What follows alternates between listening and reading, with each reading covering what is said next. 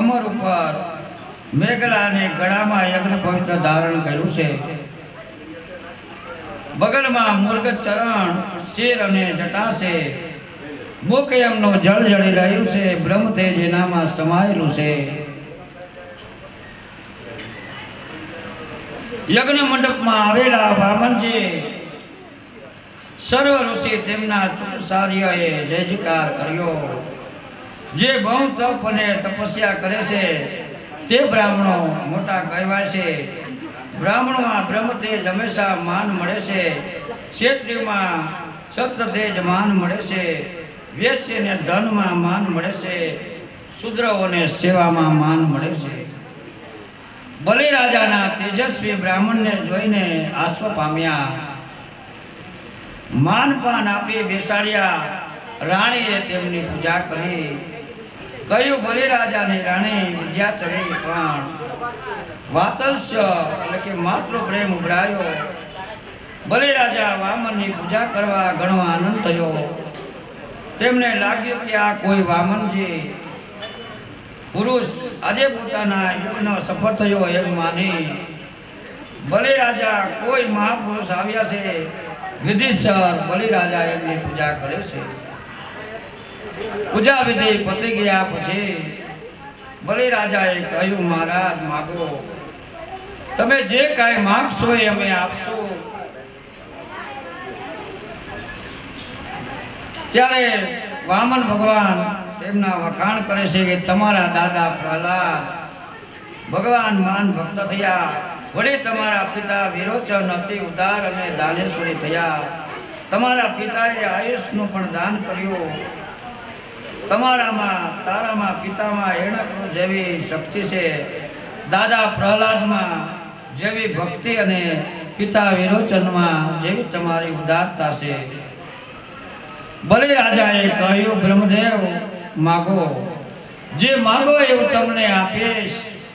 વામન ભગવાને કહ્યું, મારા પગ માપીને ફક્ત 3 ડગલા ભૂમિ જોઈ છે. વામનજીની આ વાત સાંભળી બલિરાજાએ કહ્યું કે હે મહારાજ, તમે આ શું માગ્યું? તમને માગતા પણ આવડતું નથી. દાન આપો. વામનજી કહે છે, રાજા હું આપવા તો તૈયાર છું, પણ મારે લેવામાં પણ વિચાર કરવો જોઈએ. બ્રાહ્મણને જે વસ્તુની જરૂર હોય તેથી વધારે લેવાય નહીં. આવી ભગવાન વાતો કરે છે કે બ્રાહ્મણ હંમેશા સંતોષી હોવો જોઈએ. બ્રાહ્મણને જે વસ્તુ જોઈએ છે તે તેને માગવી જોઈએ. એક ગૃહસ્થ ઘેર ઓટલા પર બેઠા હતા. ત્યાં ગૃહસ્થે કહ્યું, બ્રાહ્મણ તો અહીંથી ઉઠી જા. ગૃહસ્થએ માન્યું નહીં. જમીનની જરૂર છે તો મારા પગ માપી તું મને જમીન આપ. આથી બલિરાજાએ દાનનો સંકલ્પ કરવા તૈયાર થયા. બલિરાજા વિચાર કરે છે, આ બટુક બ્રાહ્મણ છે, માનતા આવડતું નથી. બાળકને તમે ઓળખતા નથી. દેવોનું કામ કરવા વાળા ભગવાન છે અને વામન પ્રગટ થયા છે. આ બ્રાહ્મણ બનીને તમારી પાસે આવ્યા છે. રાજા ઘરમાં બધા દુઃખી થાય છે. તેઓ દાન કરવું નહીં. દાન કરવું પણ દાન કરવામાં સંયમતા રાખવી જોઈએ કે ઘરમાં બીજા દુઃખી થાય અને આપણે બધું દાન આપી દેવું, એવું ન બનવું જોઈએ. વામનજીના ભક્તે 3 ડગલા આપવાને બદલે તારા ભક્તિ 300 ડગલા આપ. મને વાંધો નથી, પણ જો આ બ્રાહ્મણના પગલા માપીને જમીન દાન આપીશ. હકીકત પોતાની પાસે તેટલું દાન આપી દેવા કુટુંબના સભ્યોને તકલીફ થાય છે. માટે આ દાન કરવું વામનજી તો દેવનું કાર્ય સિદ્ધ કરવા સાક્ષાત નારાયણ બનીને આવ્યા છે.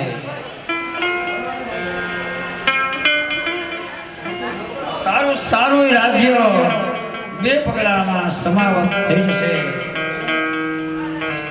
બલિ રાજા કહે છે સકલમ પ્રમાણે દાન આપે તો મનુષ્ય નરકમાં જાય. જે દાન દક્ષિણા બ્રાહ્મણ સાથે નક્કી કર્યું હોય એ દાન દક્ષિણા ક્યારે ઓછી અપાતી નથી, કપાતી નથી. નરકની પ્રાપ્તિ થાય છે, આવો શાસ્ત્રનો નિયમ છે. વિચાર કરી ધનનો સંગ્રહ કરવો જોઈએ. 10% આમો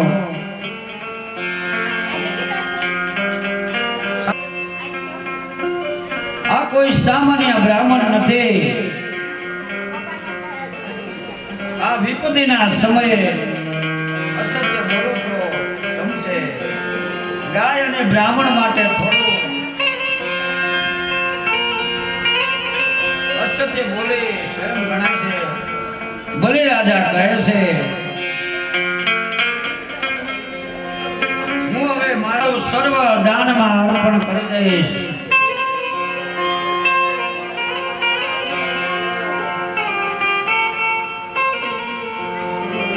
ત્યારે બલિ રાજા કહે છે કે હે ભૂદેવ,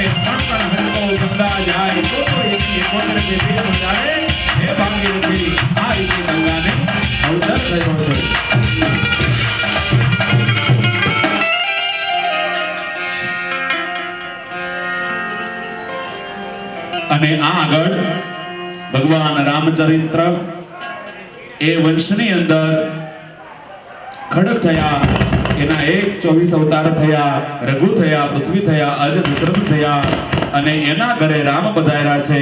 અવધપુરી રઘુકુલ જાવું, બેવ બિલત તેન દસરાવું. આ રીતે કૌશલ્યાદિ નારી પ્રિય સબ અમજ પર જારી.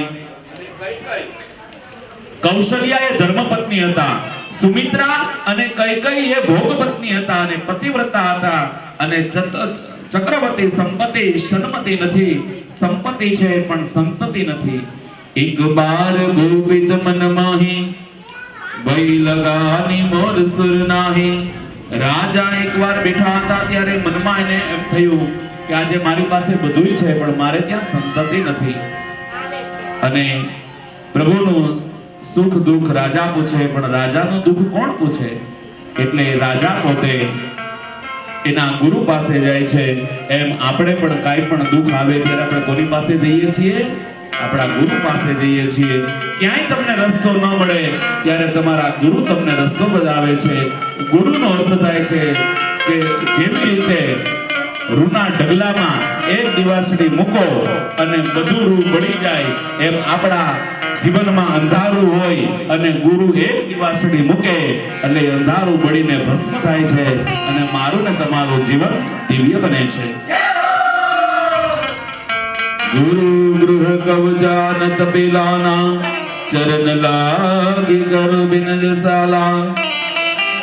હે મહારાજ, મારા પૂર્વના કઈ કર્મ એવા હશે કે આજે હું સૂર્યવંશી રાજા છું પણ આગળ મારો વંશ નહીં ચાલે. ત્યારે ગુરુ કહે છે કે ધીરજ રાખો, એક નહીં તમારે ત્યાં ચાર પુત્ર થશે, કોઈ જેવા તેવા નહીં, પૂર્ણ વિષ્ણુ અવતાર હશે. અને આ બાજુ ભક્તિ સહિત અને પ્રગટ અગ્નિમાં એને પોતે યજ્ઞ કરાવે છે. પુત્ર વૃષ્ટિનો યજ્ઞ છે અને શુભ જગ્યા આ બધું નક્કી થયું છે. અને યજ્ઞ નારાયણ દેવને સાક્ષાત પ્રગટ થયા અને પોતે આહુતિ લે છે. બોલે યજ્ઞ નારાયણ દેવની. એ પ્રસાદ લઈ વશિષ્ઠી મહારાજ દશરથ પાસે આવ્યા છે અને ત્રણેય રાણીઓને વહેંચી આપ્યો. અડધો ભાગ કૌશલ્યાને આવ્યો, પછી 3 પ્રસાદના ભાગ એ બંને કૈકેયી અને સુમિત્રાને આપે છે. જ્યારથી પ્રભુ પોતાના અંશ આવે માતાના ઉદરમાં, ત્યારથી માતાને મંગલ સપના આવવા માંડ્યા છે. એમ જેના કુખમાં બાળક હોય એ માતાને સારા સપના આવે છે. અને ત્યારે માતાનું તેજ વધવા લાગે છે. સમય વ્યતીત થઈ રહ્યો છે. અયોધ્યાના લોકો પ્રભુના આગમનની રાહ જોઈ રહ્યા છે. અને આ બાજુ અવધપુરી લોકો માતાજીના આવવાના આગમન માટે પ્રભુને પ્રાર્થના કરે છે અને માં જગદંબાને પ્રાર્થના કરે છે અને માં રાંદલના લોટા તેડે છે. હવે આપણે તમે વિચાર કરો કે આજે આપણે હું ને તમે બધા માતાજીના લોટા તેડીએ છીએ. શું કામ તેડીએ છીએ ભાઈ? અમારે દીકરાને ત્યાં દીકરો આવે, બધાની જ અપેક્ષા હોય ને. પણ પછી ગોતવા કોને જવાની? પાછી દીકરીઓ ગોતવા જવાની ને. માટે 14 દીકરીઓ બરોબર એક દીકરો છે. અને એ પરણેલી સ્ત્રી આવે એ કુમારિકાની પૂજા કરે એટલે કાલ સવારે કદાચ એના કુખે દીકરી આવે ને તો એને ભાર ન લાગે.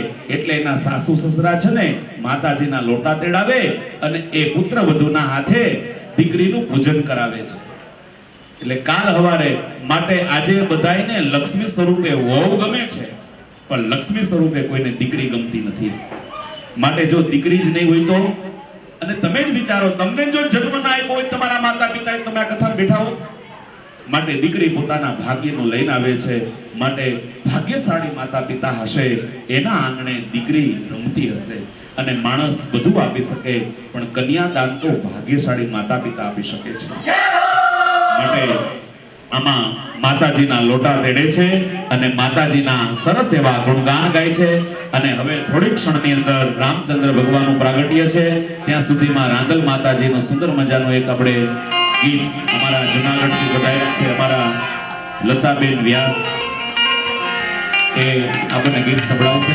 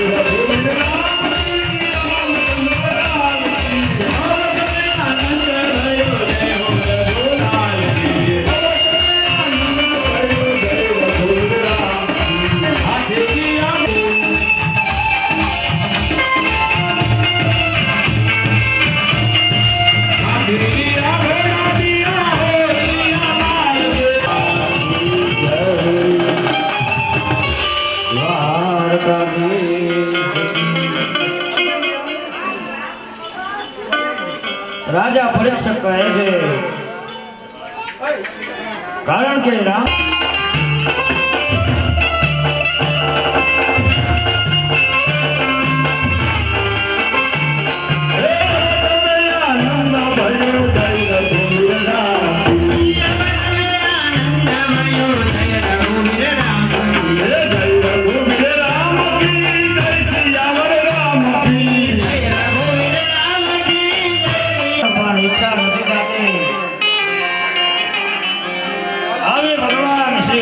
કથા છે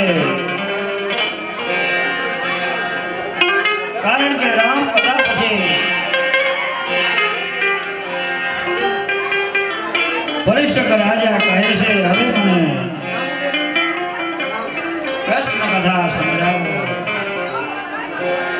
સુખદેવજી કહે છે રાજા પરીક્ષક ધ્યાનપૂર્વકથી સાંભળો, ધ્યાનપૂર્વકથી સાંભળો. કચ્છ એવો રાજા હતો કે જે પોતાના માતા પિતાને કેદમાં બંધન કર્યા હતા. કેદમાં નાખી રાજા બન્યો, પ્રજાને પણ બહુ દુઃખી કરવા લાગ્યો. શિવનો મહાન ભક્ત હતા અને તેમને જ્ઞાન શક્તિની પ્રાપ્તિ થઈ હતી. કંચનબેન અમુભાઈ દરજી તરફથી 151 રૂપિયા સર્વ પિતૃ નિમિત્તે બોલો શ્રી કૃષ્ણ કનૈયા કરવા લાગ્યો. એક વખત બધા દેવો એકત્ર થયા છે. રામ ભરોસે 250 રૂપિયા બોલો શ્રી કૃષ્ણ કનૈયા લાલ કી જય.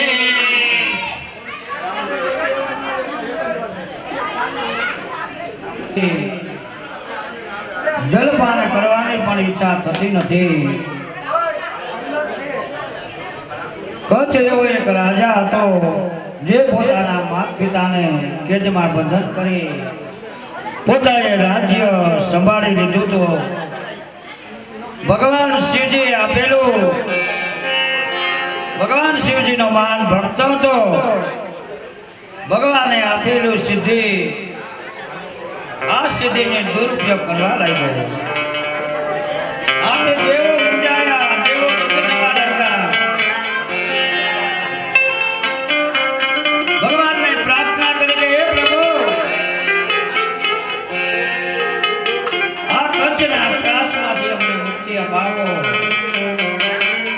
આવી ભગવાનને પ્રાર્થના કરે છે. કોઈ અમને એવો ઉપાય બતાવો જેથી કરીને અમને મુક્તિ મળે. કંસની બહેન દેવકીજીના લગ્ન વાસુદેવ સાથે થયા હતા. વાસુદેવ મથુરામાં લગ્ન કરવા આવ્યા છે. કંસ પોતાની બહેન દેવકીને કહ્યું જરા પણ ચિંતા નહીં કરો, બધું ઠીક કરીશ. કંસ બહેન દેવકીનું લગ્ન વાસુદેવ સાથે થયું. વાસુદેવ મથુરામાં લગ્ન કરવા આવ્યા છે. કંસ પોતે વરવધનો રથ આંકીને આવે છે. રથ નીકળ્યો છે ત્યારે આકાશમાં આકાશવાણી થઈ છે કે હે કંસ,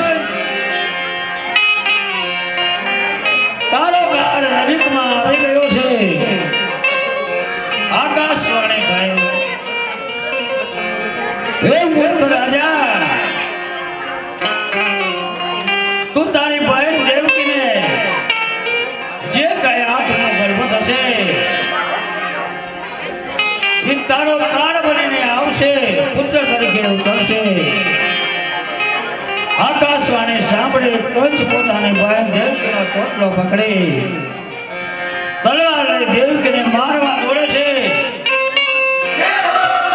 આકાશવાણી સાંભળી કંસ પોતાની બહેન દેવકીનો ચોટલો પકડી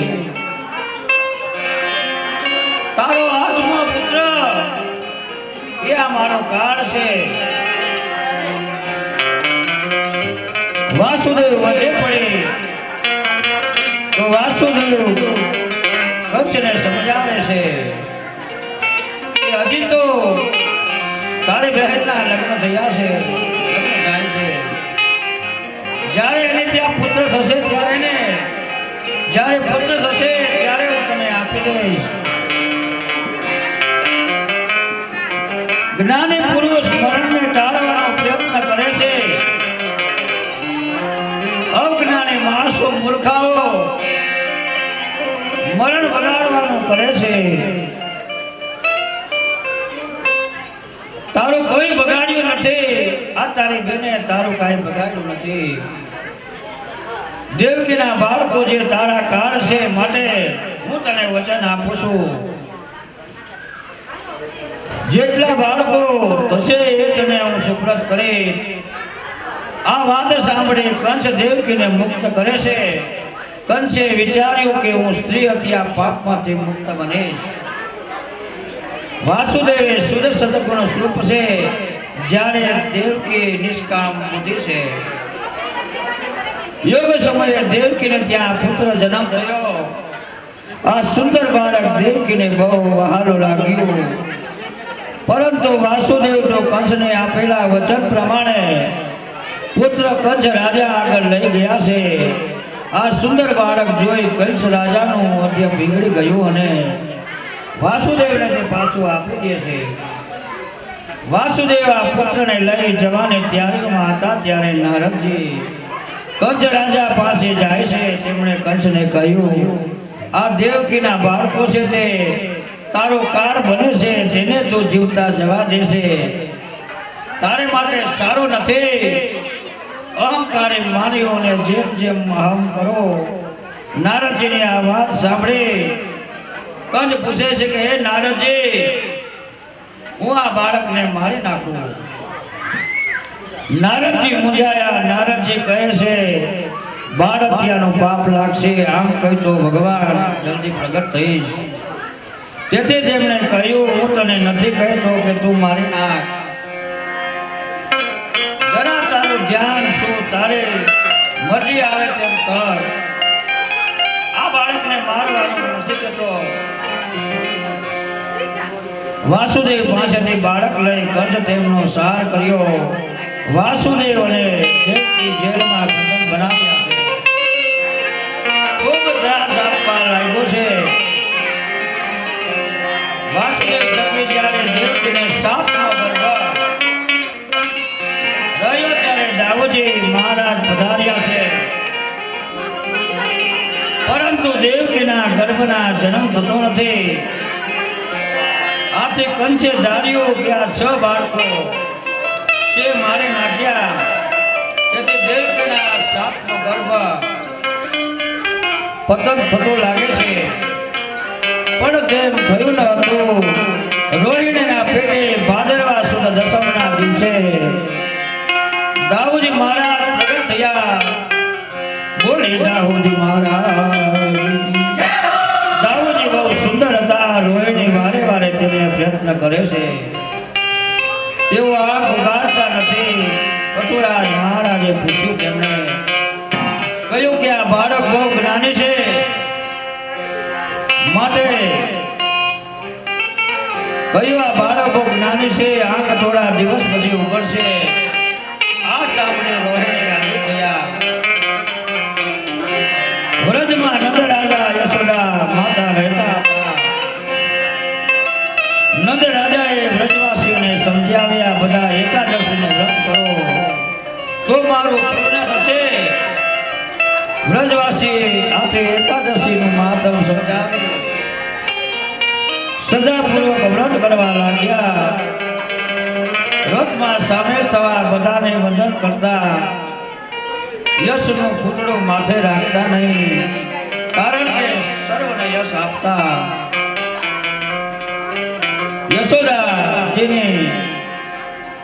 યશોદાજી તથા દેવકીને યોગ સમયે ગર્ભ રહ્યો. દેવકીને રહેલા ગર્ભ દેવો સ્તુતિ કરવા લાગ્યા અને પરમ કૃપાળુ પરમાત્માને વિનવા લાગ્યા, હે પ્રભુ, અમારા પર કૃપા દ્રષ્ટિ કરો. 9 માસ પૂર્ણ થયા. પતિ પત્ની ભગવત દર્શન માટે આતુર છે. દેવો પણ ભગવાનની સ્તુતિ કરવા લાગ્યા છે. અપ્સરાઓ નૃત્ય ગાયન કરવા લાગી છે. ચો તરફ ફૂલો મધમખી રહ્યા છે, કમળ ખીલ્યા છે. શ્રાવણ વદ આઠમને મધરાત્રિએ શ્રી હરિ અને કનૈયા લાલને જય બોલાવાય છે. પરમ પ્રભારૂ પરમાત્માએ પોતાના ભક્તોનું રક્ષણ કરવા માટે આ પૃથ્વી પર અવતાર ધારણ કર્યો છે. ભગવાન પ્રગટ થયા છે. શ્રી વાસુદેવે કહ્યું, તમે મને ગોકુળમાં નંદ રાજાને ત્યાં લઈ જાઓ. નંદને ત્યાં જલ્દી બાળકી જન્મી છે તેને લઈ આવો.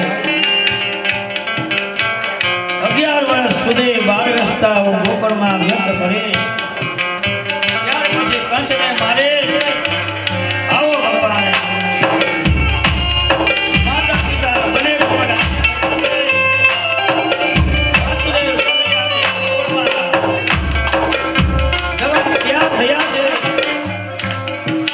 જેલના દરવાજા હું આપોઆપ ખુલી ગયા છે. દેવકીએ વાસુદેવને કહ્યું, કોઈ પ્રકારની ભીખ રાખ્યા સિવાય તમે આને લઈ જાઓ. સમય વાસુદેવ ભગવાનને લઈ રવાના થયા છે. એ સમયે યશોદાને ત્યાં લોકમાયાનો જન્મ થયો છે. ભગવાનની લીલા આખી જગત નિંદ્રાથી ભરી ગયું છે. કોઈ જાગતું નથી. વાસુદેવ ભગવાનને લઈ રવાના થયા છે. ત્યારે સૌપ્રથમ યમુનાજીએ ભગવાનના દર્શન થયા છે. યમુનાજીએ ભગવાનના વંદન કર્યા છે. યમુનાજીએ જવાનો માર્ગ કર્યો. ભગવાનને મળવાનો સમય વાસુદેવના દર્શનથી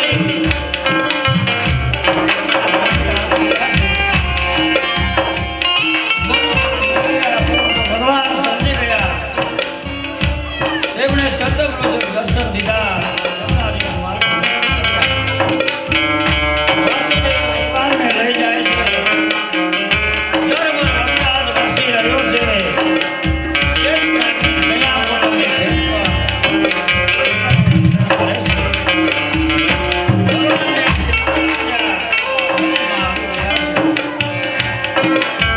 યશોદાજી પાસે શ્રી કૃષ્ણ પધરાવ્યા છે. ત્યાં જન્મેલી બાળકી ટોપલામાં ત્યાર રાખી વસુદેવ વર્જને દુઃખને દીધા તેમના રાજ્યને ભગવાનને મૂકી છતાં ખૂબ દુઃખ અનુભવે છે. છતાં પોતે સમજે છે કે મારે સુધી જવું જોઈએ. યશોદાની બાળકીને લઈ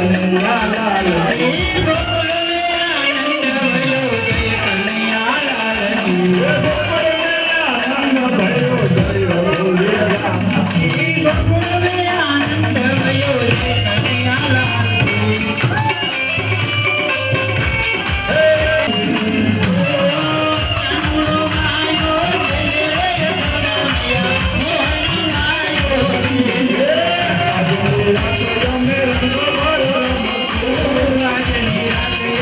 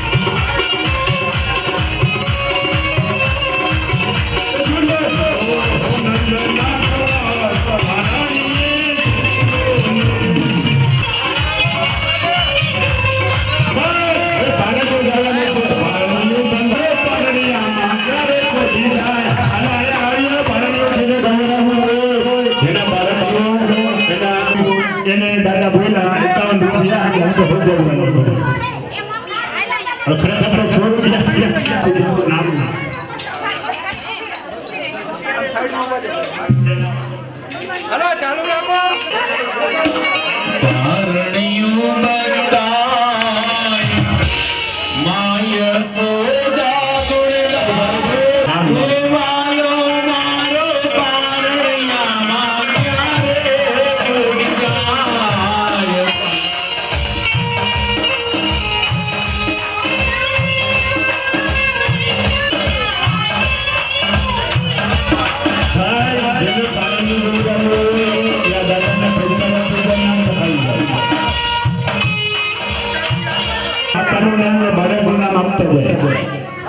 પારણિયામાં ક્યારે ઉડી જાય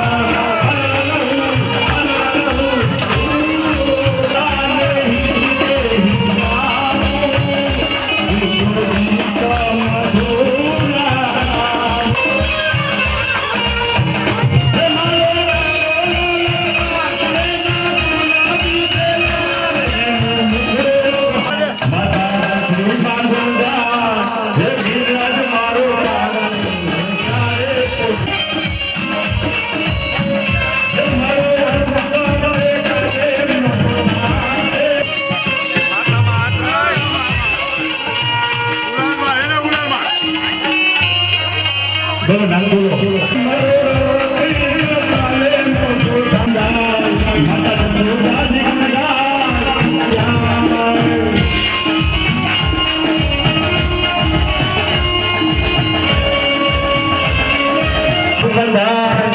માતા પાયલ ગીત ગાય હર્ષિત મારો પાલણિયા ઘેરે પોઢી જાય